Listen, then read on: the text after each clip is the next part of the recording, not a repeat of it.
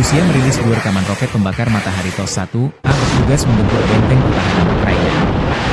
Video dipublikasikan Kementerian Pertahanan Rusia 19 Maret 2025. Video pertama, awak sistem penyembur api berat TOS-1A Solntsepyok milik Angkatan Darat Gabungan ke-25, Grup Pasukan Zapad, menghancurkan benteng pertahanan satu peleton Ukraina di arah Kharkiv. Video lain, awak TOS-1A Solntsepyok dari Grup Pasukan Yuk menghancurkan benteng pertahanan angkatan bersenjata Ukraina di dekat Chasiv Yar.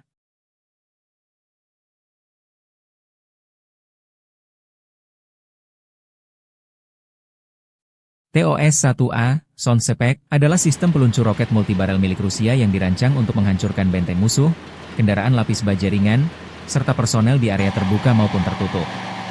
Senjata ini menggunakan roket termobarik yang menghasilkan ledakan besar dan gelombang panas tinggi, membuatnya sangat efektif dalam pertempuran jarak dekat.